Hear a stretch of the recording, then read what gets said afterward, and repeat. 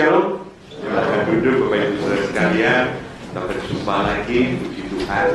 Pagi hari ini kita akan mengambil satu tema, hidup sebagai hamba Allah. Ya, kita hidup di tengah-tengah dunia ini, kita hidup bagaimana posisi kita, peranan kita di tengah dunia ini. Harusnya kita bisa melihat dari sisi Tuhan, bukan dari sisi manusia. Kita membuka dalam 1 Petrus 2 ayat yang ke 1 Petrus 2 ayat yang ke-11 sampai dengan yang ke-17. Tapi saya mau ajak saudara melihat dari ayat yang ke-9, ya, ayat yang ke-9. Saya akan membacakan demikian firman Tuhan, 1 Petrus 2 ayat 9 sampai 17. Tetapi kamulah bangsa yang terpilih, imamat yang rajani, bangsa yang kudus, umat kemuliaan Allah sendiri, supaya kamu memberitakan perbuatan-perbuatan yang besar dari Dia yang telah memanggil kamu keluar dari kegelapan kepada terangnya yang ajaib. Kamu yang dahulu bukan umat Allah, tetapi yang sekarang telah menjadi umatnya, yang dahulu tidak dikasihani, tetapi yang sekarang telah beroleh belas kasihan. Saudara-saudaraku yang kekasih, aku menasihati kamu supaya sebagai pendatang dan perantau, kamu menjauhkan diri dari keinginan-keinginan daging yang berjuang melawan jiwa. Milikilah cara hidup yang baik di tengah-tengah bangsa-bangsa bukan Yahudi, supaya apabila mereka memfitnah kamu sebagai orang durjana, mereka dapat melihatnya dari perbuatan-perbuatanmu yang baik dan memuliakan Allah pada hari Ia melawan mereka. Tunduklah karena Allah kepada semua lembaga manusia, baik kepada raja sebagai pemegang kekuasaan yang tertinggi, maupun kepada wali-wali yang diutusnya untuk menghukum orang-orang yang berbuat jahat dan menghormati orang-orang yang berbuat baik. Sebab inilah kehendak Allah, yaitu supaya dengan berbuat baik kamu membungkamkan kepicikan orang-orang yang bodoh. Hiduplah sebagai orang merdeka dan bukan seperti mereka yang menyalahgunakan kemerdekaan itu untuk menyelubungi kejahatan-kejahatan mereka, tetapi hiduplah sebagai hamba Allah. Hormatilah semua orang, kasihilah saudara-saudaramu, takutlah akan Allah, hormatilah raja. Saudara, ini adalah surat yang ditulis Rasul Petrus kepada jemaat, yaitu orang-orang Yahudi percaya yang ada di perantauan. Ya, ada mereka sebagian mereka adalah orang-orang yang waktu itu mungkin hadir di Pentakosta, ya, ada Pontus, Kapadokia, penduduk itu. Nah, sekarang inilah Petrus itu menulis surat kepada mereka dan kepada yang sekitarnya, jemaat sekitarnya di sekitar Asia Kecil Utara atau sekarang itu katanya Turki, ya. Mereka ini adalah orang-orang pendatang dan kemungkinan besar sebagai pendatang minoritas. Mereka juga orang-orang yang dalam tanda petik tertekan atau mungkin dalam kata yang ini teraniaya. Nah, bagaimana hidup sebagai orang minoritas di tengah bangsa yang terus ngawasi mereka? Betul, saudara? Kalau ada orang asing itu kan kita yang orang-orang yang mayoritas selalu memperhatikan. Nah, Paulus mengatakan demikian. Apa yang dikatakan Rasul Paulus? Dia mengatakan bahwa Rasul Petrus, dia mengatakan bahwa kamu ini sebagai orang-orang yang terpilih, orang-orang yang dipanggil Tuhan. Oleh karena itu, kamu harus tahu posisimu. Ya, posisimu apa? Posisimu bukan orang yang tertekan. Posisimu bukan orang-orang yang selalu mengatakan kami tidak bisa apa-apa. Tapi posisimu adalah orang yang dipanggil oleh Allah, yang dikuduskan oleh Allah, yang menjadi imamat-imamat yang rajani, umat kepunyaan Allah yang dikuduskan oleh Allah. Nah, oleh karena itu Petrus mengatakan, setiap anak Tuhan di tengah bangsa-bangsa yang tidak mengenal Allah, Anda memiliki hak istimewa, privilege, untuk menyatakan Tuhan, supaya terang itu bercahaya, sehingga mereka itu nanti bisa mengenal Allah pada saat Allah melawan mereka dengan melihat perbuatan. Jadi sebelum kita masuk ke dalam ini adalah kita ini punya privilege, hak istimewa. Anda merasa nggak sebagai orang Kristen, Anda punya privilege, hak istimewa untuk menjadi wakilnya Allah, untuk menyatakan kebenaran Allah di dalam setiap hidup kita. Apa yang harus kita pikirkan? Banyak anak Tuhan yang tidak pernah memikirkan statusnya sebagai anak Tuhan yang dikatakan hak istimewa. Kami merasakan hak istimewa, Pak. Ketika bulan November, saya dan tim saya boleh diundang memberikan seminar di Nika, di Natal. Kira-kira ada 8 atau 9 orang, saya lupa. Kami datang menginap di sana. Terus terang mengajarnya panas sekali, Pak. Itu di kelas itu, ya panas sekali gitu ya. Panas, kalau hujan suaranya kedengaran karena airnya kena atap, ya. Kalau panas-panas tadi. Ada satu anak saya, tim admin itu, yang ngambil satu fan khusus buat dirinya. Nggak boleh fannya digini-gini kan. Khusus dia gemuk. Ya 4L urusannya dia. Ya 4L itu bajunya. Sedang Bernard, kamu ngapain nggak masuk angin? Pak, masuk angin urusan nanti, Pak. Tapi sekarang saya butuh angin, Pak. Saya pikir teman-teman ini sudah gak mau ya datang lagi ya. Pulang. Bernard itu tulis WA saya, Pak Kris, pokoknya kalau diundang di Ngabang lagi, saya harus ikut. Mereka orang-orang yang berani membiayai dirinya sendiri untuk datang, dan tempatnya nggak enak. Mungkin ya Pak ya, dibandingkan di Jakarta. Tetapi kami merasakan privilege, boleh melihat sebuah pelayanan Mika yang luar biasa di sana. Anda sebagai jemaat di sini pendukung Mika ya Pak namanya ya. Anda itu harus bangga. Amin. Punya privilege, kebanggaan. Anda bisa ceritakan, kami melakukan ini dan itu. Nah itu privilege, hak istimewa. Hak diberikan, tidak semua orang memiliki hak istimewa itu. Anda punya hak istimewa, saya juga punya hak istimewa, terutama ketika kita hidup di dunia ini. Nah, apa yang harus dilakukan? Demikianlah firman Tuhan, dikatakan bahwa di dalam ayat yang ke-12 dan ayat 11, saudara-saudaraku yang kekasih, aku menasehati kamu supaya sebagai pendatang dan perantau, kamu menjauhkan diri dari keinginan-keinginan daging yang berjuang melawan jiwa. Milikilah cara hidup yang baik di tengah-tengah bangsa-bangsa bukan Yahudi, supaya apabila mereka memfitnah kamu sebagai orang durjana, mereka dapat melihatnya dari perbuatan-perbuatanmu yang baik dan memuliakan Allah pada hari Ia melawan mereka. Mari kita berpikir secara realita. Kita tidak akan berpikir secara teologis yang cukup rumit, tapi eksposisi ini mari kita membayangkan bagaimana orang-orang itu hidup di tengah-tengah orang yang tidak percaya.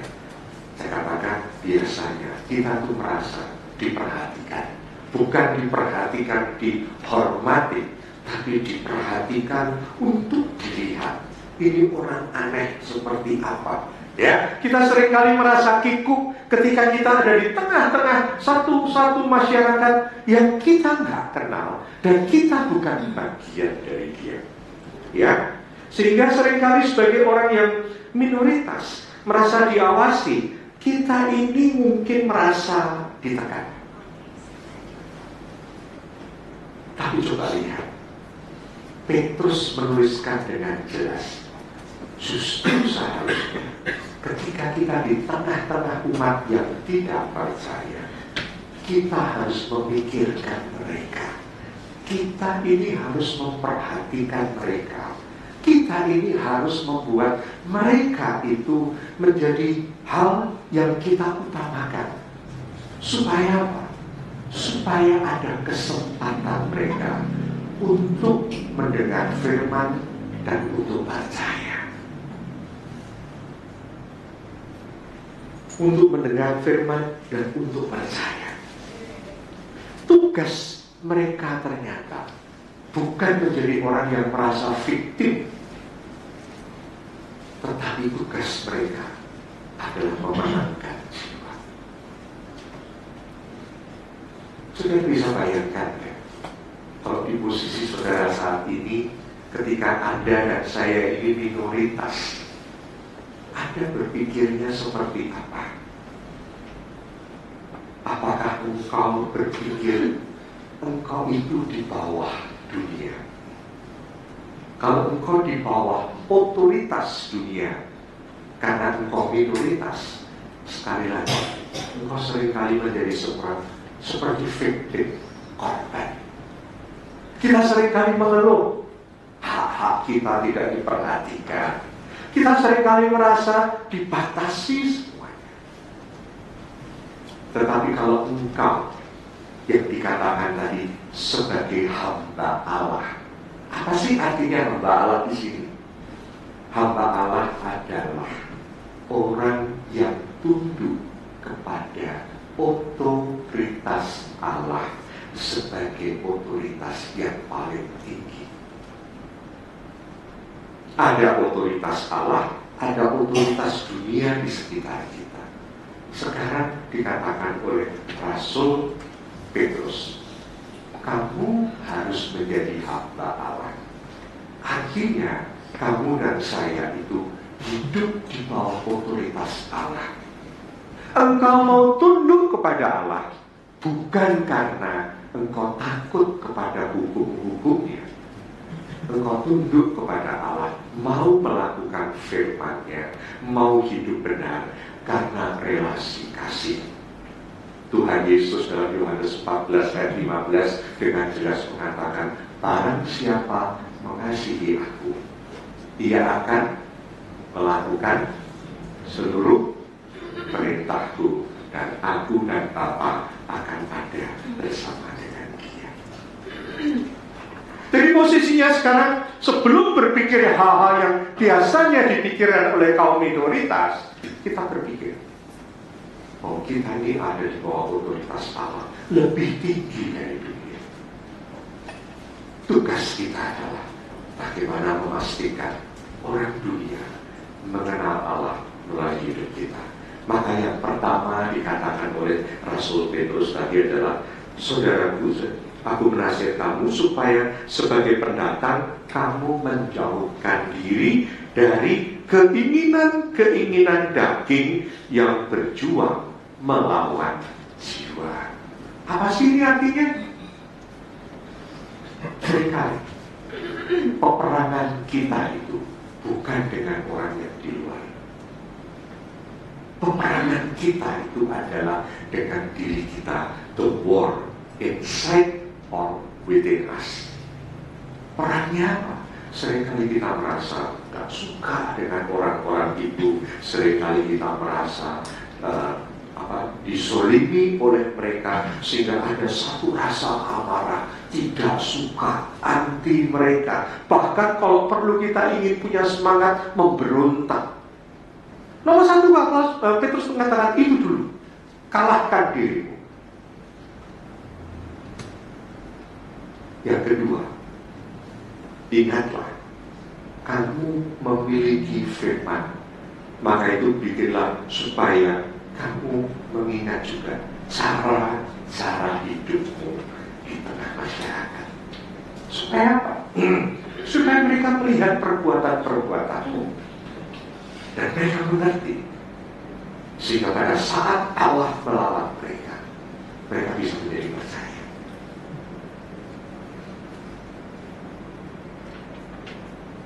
Matius 5 ayat 16 mengatakan apa?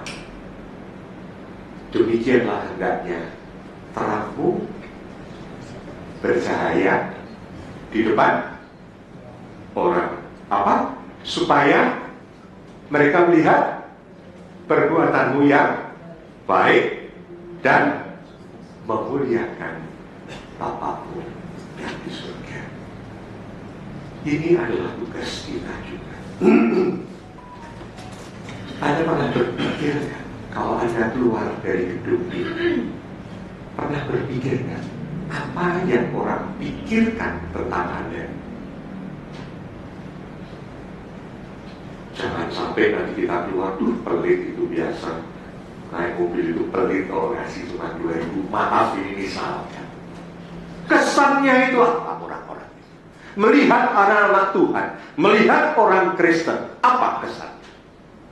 Kalau kesannya tidak baik, kalau kesannya kita seperti dengan mereka, nggak ada gunanya. Tapi kalau kesannya kita ini adalah anak-anak Tuhan yang memperhatikan mereka, bahkan yang melayani mereka, luar biasa. Karena itu yang pertama sebagai hamba Allah itu apa yang harus Anda lakukan? Perhatikan orang lain, meskipun dia tidak memperhatikan kita. Karena kita punya misi memperkenalkan Tuhan melalui perbuatan hidup kita. Karena itu, mari kita menghargai orang-orang di luar itu. Saudara, apakah kita menghargai orang? Seringkali kan. Apakah Anda mau antri di jalan? Saya ini seringkali bepergian waktu itu tiketing belum seperti sekarang. Saya paling sulit, paling jengkel kalau sudah antri pelan-pelan gitu, antri gitu mau check-in, ada orang datang Pak Momer. Sorry, buru-buru ya. Ada ibu-ibu di sana di Surabaya transit mau ke Balikpapan, kami ke Surabaya, tukar tiket di boarding pass itu juga sangat tidak efektif. Tapi waktu itu lagi antri, ibu-ibu itu orang Kristen pasti. Bawa 2 anak, maju. Nah, saya bilang, antri. Mama yang suruh, Bu, maaf ya Bu, antri Bu. Saya buru-buru, sama pesawatnya sama Bu. Jawabnya, kayak itu mungkin terlalu sering nonton sinetron. Gitu. Terus pergi. Oh, ini jago nonton sinetron ini pasti. Dan pasti anak Tuhan karena nggak pakai begini-begini. Sayang sekali. Sama gitu, di ujung pandang juga gitu. Baru antri gitu dari belakang gitu. Pak, maaf antri ya Pak ya. Orang pakai topi pejabat, depan saya mau hati-hati itu pejabat Pak. Saya bisik balik, baik pejabat maupun penjahat tetap harus antri. Karena kita menghargai orang lain. Saudara, sikap hidup itu harus ada. Mengapa di ibadah ini ada jam begitu? Mengapa di tempat ibadah ini tepat waktu? Saya mau tanya, Anda punya prinsip apa? Mengapa tepat waktu? Kita bisa ngomong, oh Pak, itu kan karena kita disiplin. Bukan. Semua orang juga pengen disiplin. Tapi kita tepat waktu, kita antri, adalah satu hal. Kita menghargai Anda sebagai jemaat. Betul ya Pak? Mulai tepat waktu, selesai juga tepat waktu.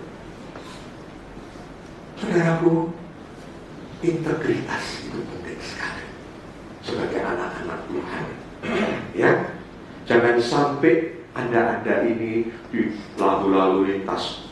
Aduh, saya sering kali ya, ini hal dia. Lagi naik mobil, ada mobil mau belok kanan, motong aja. Itu kadang-kadang udah dorong-dorong, nggak peduli. Yang sana macet, yang sini juga macet. Ngapa sih? Nggak berhenti, silahkan jalan. 1, 2 jalan, sana lancar, sini lancar. Mengapa nggak mau? Karena kita tidak menghargai orang lain. Maka itu penginjilan itu omong kosong kalau tidak dimulai dengan jiwa yang melayani orang lain. Maka itu hawa nafsu ini harus dikalahkan untuk supaya tidak melawan jiwa. Artinya jangan sampai hawa nafsu kita ini tidak menghargai jiwa.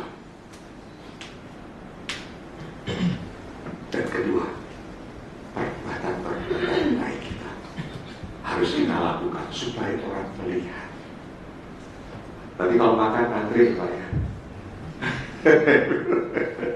Kalau ambil minuman antri ya.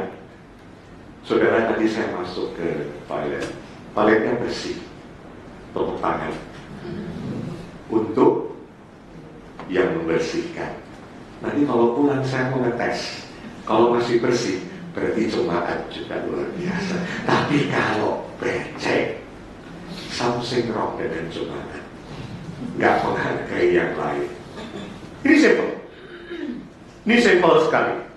Anda lihat toilet. Kalau toilet itu bersih, Anda pulang ibadah bersih, berarti kita saling menghargai. Jiwa ini juga akan kita tularkan kepada orang di luar supaya mereka menghargai. Amin. Ya. Jadi yang pertama adalah mengapa kita harus menjadi hamba Allah? Tunduk kepada otoritas Allah. Karena kita memiliki misi untuk memenangkan orang-orang yang belum mengenal Allah. Dan yang kedua, saudara, dikatakan di dalam ayat yang kemudian ayat yang ke-13. Bagian yang kedua, sebagai hamba Allah, apa yang harus kita lakukan? Tunduklah karena Allah kepada semua lembaga manusia, baik kepada raja sebagai pemegang kekuasaan yang tertinggi, maupun kepada wali-wali yang diutusnya untuk menghukum orang-orang yang berbuat jahat dan menghormati orang-orang yang berbuat baik. Sebab inilah kehendak Allah, yaitu supaya dengan berbuat baik kamu membungkamkan kepicikan orang-orang yang bodoh. Hiduplah sebagai orang merdeka dan bukan seperti mereka yang menyalahgunakan kemerdekaan itu untuk menyelubungi kejahatan-kejahatan mereka, tetapi hiduplah sebagai hamba Allah.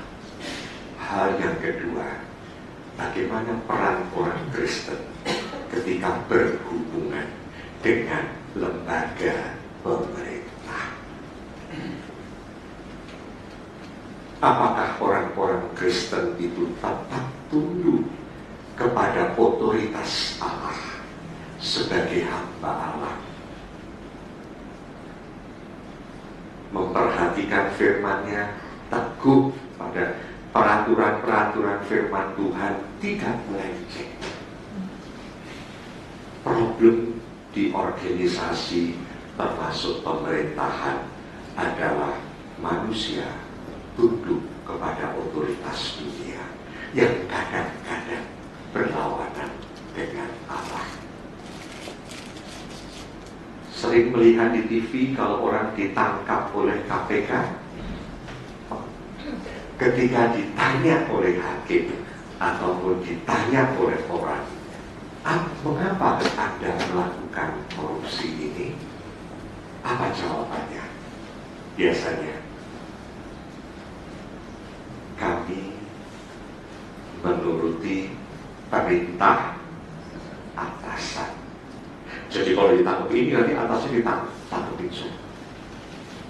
Banyak orang tunduk kepada sistem yang korup karena pejabatnya korup. Anak Tuhan, baik Anda sebagai karyawan di lembaga maupun Anda sebagai orang yang deal dengan mereka, pertanyaannya, apakah engkau tunduk kepada mereka?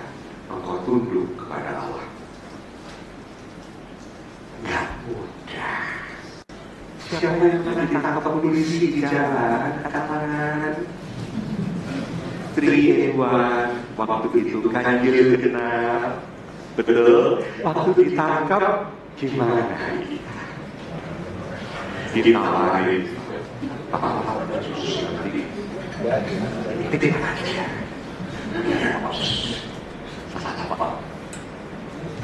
Saudara, orang Kristen begitu, Anda begitu, malu deh. Orang Kristen tidak boleh itu, karena Anda itu ikut membuat orang berdosa. Terakhir saya salah jalan. Saya salah. Ganjil genap saya pikir jam 7 selesai. Ternyata jam 9. Masuk itu dari kolong yang di apa itu dekat kantor saya itu. Kemudian masuk ke semanggi, bukan semanggi ya, setelah pegang itu. Prit! Bapak salah. Jangan dulu Pak, saya salah juga Pak. Saya keluarkan SIM sama STNK, biar STNK. Masa Bapak dia terus ngomongnya gitu. Bapak ada di Jawa. Oh iya Pak, saya di Jawa. Sudah tua ya, setir mobil penuh. Bapak salah, saya salah siapa? Ayo silakan saya bilang tidak apa-apa, karena saya salah. Rupanya dia kalau sekarang hilang. Tapi saya belum masuk jalan, saya baru muter. Akhirnya bapak mundur aja. Saya mundur dari lagi sama dia mundur dalam keadaan macet. Tapi saya tidak ada mau main komplo. Karena saya tahu dulu ada otoritas salah. Ada banyak dari kita yang demi kelancaran bisnis semuanya mau dilakukan. Ini adalah hal simple, tetapi hal yang paling sulit mengimplementasikan kebenaran firman di tengah dunia yang tidak percaya kepada Tuhan. Demi Tuhan, engkau dan saya harus menjadi orang-orang yang memberikan contoh yang baik. Saya bangga dengan teman-teman saya pengusaha, ada yang di Riau, ada yang di Solo, ada yang di Jogja. Selalu punya di pembayar pajak yang dapat pelakat itu bagus sekali. Saya katakan kepada mereka, mengapa kamu bayar pajak itu? Saya undang orang pajak masuk ke kantor saya. Seminggu mereka ngecek keuangan saya dan saya tentukan berapa yang harus saya bayar. Karena aku mau menunjukkan orang Kristen itu taat kepada mereka. Saudaraku, inilah hal yang paling penting. Kita berhubungan dengan pemerintah, masalah izin, masalah apa.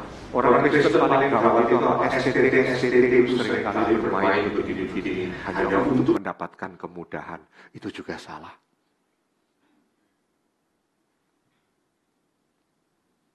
Kan itu saudara, ketika engkau dan saya keluar dari gereja ini, ketika engkau dan saya berhubungan dengan orang-orang di luar yang kita tidak kenal, ketika kita berhubungan dengan lembaga pemerintah, pertanyaannya satu, engkau sebagai hamba Allah atau engkau sebagai hamba dunia, engkau sebagai hamba mereka.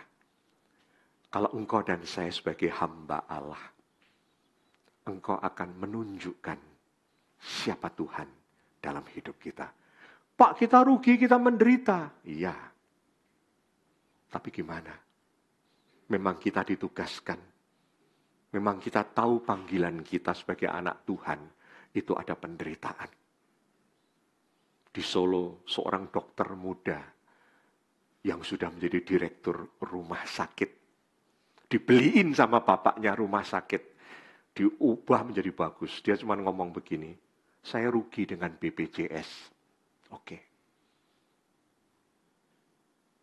Tapi kan kamu nggak rugi dengan yang lain toh? Iya, tapi BPJS-nya rugi. Kami cuma mengatakan, engkau pernah memperhatikan nggak jiwa-jiwa yang ditolong itu? Engkau bersukacita nggak? Bisa ikut menolong mereka. Kalau engkau cuma ngitungnya untung dan rugi, kita tidak melakukan misi Tuhan untuk menjangkau manusia. Dia kaget. Iya. Selama ini semua saya dihitung dengan ini. Sehingga saya itu lupa bahwa jiwa itu penting diperhatikan. Saudaraku, menjadi hamba Allah itu adalah sesuatu yang penting. Jangan sampai lagu ini pernah dengar nggak? Dunia ini panggung sandiwara. Betul? Jangan sampai mereka ngomong, gereja ini panggung sandiwara. Kalau di dalam gereja kabeh main bagus semua. Ketemu salaman, shalom, shalom gitu. Keluar jadi sialan ngomong. Bisa. Kita seringkali menjadi panggung sandiwara. Maka itu tidak mudah membicarakan, menghidupi firman Tuhan.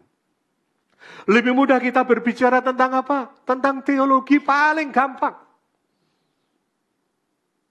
Doktrin ini, doktrin itu. Kita senang, catetin semua. Wah iya, benar. Nanti ketemu temannya, kamu salah gitu. Wah, nggak terima dia belajar sama pendetanya balik. Kamu yang salah gitu loh. Akhirnya ribut. Tapi coba kita bicarakan implementasinya. Gimana kita itu bisa menghargai orang? Bagaimana kita ini bisa melakukan sesuatu? Bagaimana orang melihat kita anak-anak Tuhan? Itu selalu orang yang menghargai orang lain. Dua hal yang Petrus ajarkan di dalam 1 Petrus 2 ini. Pertama, kepada masyarakat, engkau harus mendahulukan mereka. Ketika engkau dan saya berhubungan dengan pemerintahan, meskipun posisinya menjadi minoritas yang mungkin ditekan, tapi engkau harus mengutamakan Allah, supaya mereka melihat juga Tuhan yang menolong kita. Jadi nggak ada lagi ya ketangkap polisi main sogok ya. Nggak ada lagi ya yang kalau di tempat-tempat umum nggak mau antre ya. Nggak ada lagi ya kalau di dalam lalu lintas main serobot aja lampu merah ya. Saudaraku sekalian, orang Kristen ditempatkan di dalam dunia ini memang punya tugas supaya dunia melihat orang benar itu seperti apa. Mari kita bangga dengan panggilan Tuhan, privilege sebagai anak-anak Tuhan yang dipanggil Tuhan. Dan kita adalah orang yang sekali lagi, tugas kita memastikan mereka mengerti mengenal siapa kita. Tuhan di dalam hidup kita. Engkau mau memberitakan Injil, kabar baik, bagus. Tetapi jadilah dirimu kabar baik dulu bagi orang. Karena seringkali kita ngomong aja nggak didengar. Betul? Kita mau ngomong aja nggak didengar karena apa? Orang tidak suka dengan pribadi kita. Bagaimana kita bisa memberitakan Injil ketika kita tidak diterima oleh mereka? Bagaimana kita bisa memberitakan Injil kalau perbuatan kita tidak seperti yang kita beritakan? Coba kita kembali ke rumah, dalam keluarga kita. Kita benar-benar ingin menghidupi Injil itu. Nanti kan banyak kepingin yang tertarik ke gereja. Sekali lagi, ini simple, tidak terlalu jelimet, ya eksposisi ini, tapi 1 Petrus 2 ini betul-betul mengajarkan kita sebagai umat pilihan Allah. Engkau dan saya dituntut untuk berperan di tengah masyarakat, bahkan di tengah pemerintah. Kita minoritas, tetapi kita adalah orang-orang pilihan Tuhan. Amin.